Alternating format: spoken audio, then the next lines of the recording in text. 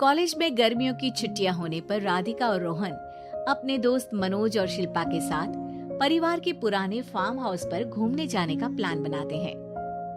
Guys, तुम दोनों को वो फार्म हाउस बहुत पसंद आएगा। बचपन से ही वो मेरी और रोहन की सबसे पसंदीदा जगह रही है। पर मैंने तो इतने सालों में तुम्हारे मुंह से कभी फार्म हाउस का नाम तक नहीं सुना। बचपन में फार्म हाउस जाते थे, लेकिन फिर अचानक सबने वहां जाना बंद कर दिया और वजह कभी किसी ने बताई नहीं। पर अब हम चारों मिलकर वहां धमाल करेंगे। इसी तरह बातें करते कुछ घंटों का सफर तय कर चारों शहर से दूर ऊंची पहाड़ी पर बने राधिका और रोहन के फैमिली फार्म हाउस पर पहुंच जाते हैं। वाव यार, ये तो बड़ा ही सुंदर है। पूरा घूमोगे तो और अच्छा लगेगा, लेकिन उससे पहले सब फ्रेशन अप हो जाओ, फिर साइट सीइंग के लिए जाएंगे। राधिका और रोहन अपने अपने कमरे में चले जाते हैं, लेकिन मनोज और शिल्पा घर में घूमने लगते हैं, जहां शिल्पा की टक्कर हॉल के बीचों बीच रखी एक पुरानी लकड़ी की कुर्सी से होती है। आह, लग गई रे माता, इस कुर्सी को बीच में किसने रखा हुआ है? अरे तेरे स्वागत के लिए भूत ने रखा होगा। तुझे बात हंसी आ रही है? जब खुद टकराएगा तो पता चलेगा। हाँ ठीक है, पर अभी तो तू इसे साइड में रख दे। शिल्पा कुर्सी को एक कोने में रख देती है और वो दोनों भी अपने कमरे में चले जाते हैं, जिसकी थोड़ी देर बाद चारों बाहर घूमने निकल जाते हैं। इसी तरह रात हो जाती है। फार्म हाउस में वापस आकर वे लोग सीधा सोने चले जाते हैं। आधी रात को मनोज की नींद खुलती है। बड़ी तेज प्यास लगी है, पानी साथ लेकर सोना चाहिए था। हाँ, अब रसोई तक जाना पड़ेगा। मनोज आंखें मलते हुए कमरे से हॉल में आता है और अचानक रास्ते में रखी कुर्सी से टकराकर जमीन पर गिर जाता है। अरे मर गया रे दादा, शिल्पा सही बोल रही थी, बड़ी तेज लगती है ये कुर्सी तो। पर इसे दोबारा बीच में किसने रखा? मनोज एक बार फिर उस लकड़ी की कुर्सी को कोने में रख पानी पीकर कमरे में चला जाता है। अगली सुबह जैसे ही चारों की नींद खुलती है तो उन्हें अपने बेड के पास साइड टेबल पर चाय का कप रखा मिलता है, जिसे देख वो खुशी खुशी चाय पीकर तैयार होकर कुछ देर बाद हॉल में मिलते हैं। थैंक यू यार राधिका, मुझे नहीं पता था कि तू इतनी अच्छी चाय बनाती है। वैसे मुझे उस बेड टी की बहुत जरूरत थी। ये और चाय, अरे इसे तो पानी तक उबालना नहीं आता।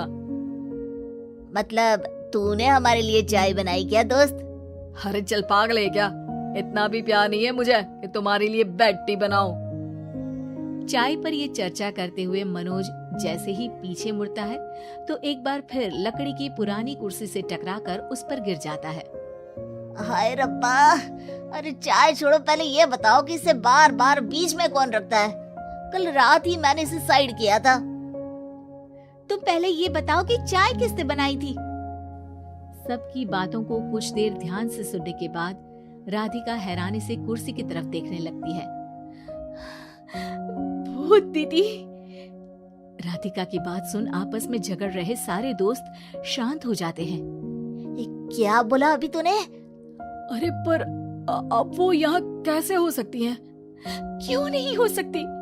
हमने यहाँ आना छोड़ा था, पर उन्होंने तो घर नहीं छोड़ा ना। और याद करो, ऐसे बेड के पास कप रखना और कुर्सी को कमरे के बीच में रखना, ये सब वही तो करती थी।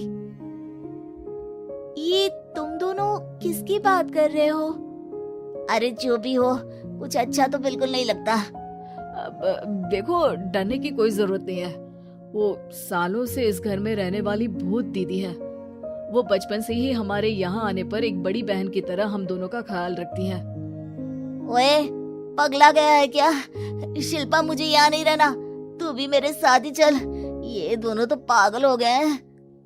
जहाँ मनोज डर से वापस जाने की बात कर रहा होता है, वहीं शिल्पा अपने फोन में बिजी होती है। क्या तुम्हें यहाँ की सिचुएशन समझ में नहीं आ रही जो फोन में लगी हो? जिसे जो करना है करो, मैं तो जा रहा हूँ। मनोज हड़बड़ाहट में अपने कमरे की तरफ जाता है, जिसके साथ राधिका और मोहन भी उसे रोकने के लिए पीछे पीछे जाते हैं, लेकिन शिल्पा वो तो अभी भी फोन में लगी रहती है। कुछ देर बाद जब वो तीनों दोबारा हॉल में वापस आते हैं तो शिल्पा को सबके पैक्ड बैग्स के साथ देखकर हैरान रह जाते हैं। ये सब क्या है शिल्पा? यहाँ हम इसे समझा रहे हैं और तुम हमारे बैग्स भी पैक कर कर लेकर आई। अरे आखिर में फोन से बाहर निकलकर कुछ किया तो सही इसने। दोस्तों देखो, कल से हम यहाँ हैं। भूत दीदी ने कुछ किया नहीं ना? फिर डर क्यों रहे हो? 4 दिन और रुकोगे तो पता चलेगा कि क्या होगा। मतलब? इस पर शिल्पा उन तीनों को फार्म हाउस से बाहर लाकर फोन में पुरानी न्यूज का आर्टिकल दिखाती है। सालों पहले यहाँ रह रही औरत ने अपने दोनों बच्चों को सुबह सुबह दूध में जहर पिलाकर मार दिया और फिर हॉल में उस कुर्सी पर खड़े होकर खुद भी फांसी लगा ली थी। तुम्हारी बातों से मुझे इस केस की याद आ गई। गूगल किया तो पता चला कि ये वही फार्म हाउस है। अभी भी यहाँ रहना चाहते हो, जिससे कुछ दिनों में वो सबको थोड़ा थोड़ा जहर देकर मार दे? अरे पर ये दोनों तो बचपन से यहाँ आ रहे हैं, फिर इन्हें अभी तक कुछ क्यों नहीं हुआ? वो तो पापा बताते हैं कि हम आते थे। हाँ, और मुझे भी एक बार का ही याद है। वाह, और कहानियां तो ऐसे सुना रहे थे जैसे सदियों से यहीं रहते हो। तीनों ये बात कर ही रहे होते हैं कि अचानक फार्म हाउस में से एक आवाज सुनाई देती है। मैं यहाँ किसी को जिंदा नहीं रहने दूंगी, किसी को नहीं। बस ये सुनने की देर ही होती है कि चारों डर से कांपते हुए तुरंत कार में बैठकर वहां से भाग जाते हैं।